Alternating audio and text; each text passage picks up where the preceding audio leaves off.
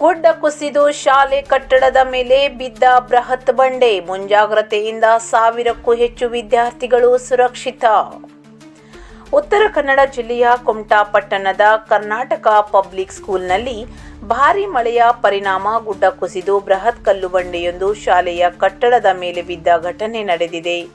ಶಾಲಾ ಆಡಳಿತ ಮಂಡಳಿಯ ಸಮಯೋಚಿತ ಮುಂಜಾಗ್ರತೆಯಿಂದ ಸಂಭವಿಸಬಹುದಾಗಿದ್ದ ದೊಡ್ಡ ಅನಾಹುತ ತಪ್ಪಿದ್ದು ವಿದ್ಯಾರ್ಥಿಗಳು ಸುರಕ್ಷಿತವಾಗಿದ್ದಾರೆ.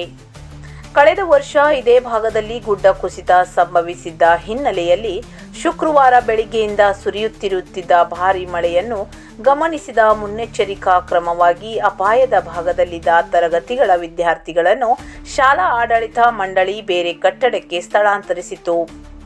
ಇದೇ ವೇಳೆ ಏಕಾಏಕಿ ಗುಡ್ಡ ಕುಸಿದು ಬೃಹತ್ ಕಲ್ಲು ಬಂಡೆ ಶಾಲೆಯ ಕಟ್ಟಡಕ್ಕೆ ಅಪ್ಪಳಿಸಿದೆ. ಅದೃಷ್ಟವಶಾತ್ ಮುಂಚಿತವಾಗಿಯೇ ವಿದ್ಯಾರ್ಥಿಗಳನ್ನು ಸ್ಥಳಾಂತರಿಸಿದ್ದರಿಂದ ಯಾವುದೇ ಪ್ರಾಣಹಾನಿ ಅಥವಾ ಗಾಯಗಳಾಗಿಲ್ಲ.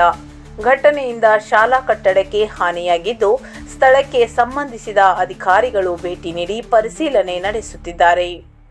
ಕರ್ನಾಟಕ ಪಬ್ಲಿಕ್ ಸ್ಕೂಲ್ನಲ್ಲಿ ಎಲ್ಕೆಜಿಯಿಂದ ಪಿಯುಸಿವರೆಗೆ ಶಿಕ್ಷಣ ನೀಡಲಾಗುತ್ತಿದ್ದು 1000ಕ್ಕೂ ಹೆಚ್ಚು ವಿದ್ಯಾರ್ಥಿಗಳು ವ್ಯಾಸಂಗ ಮಾಡುತ್ತಿದ್ದಾರೆ. ಶಾಲಾ ಆಡಳಿತ ಮಂಡಳಿಯ ತ್ವರಿತ ನಿರ್ಧಾರ ಮತ್ತು ಮುಂಜಾಗ್ರತಾ ಕ್ರಮವು ಸಂಭವಿಸಬಹುದಾಗಿದ್ದ ಭಾರೀ ದುರಂತವನ್ನು ತಪ್ಪಿಸಿದೆ.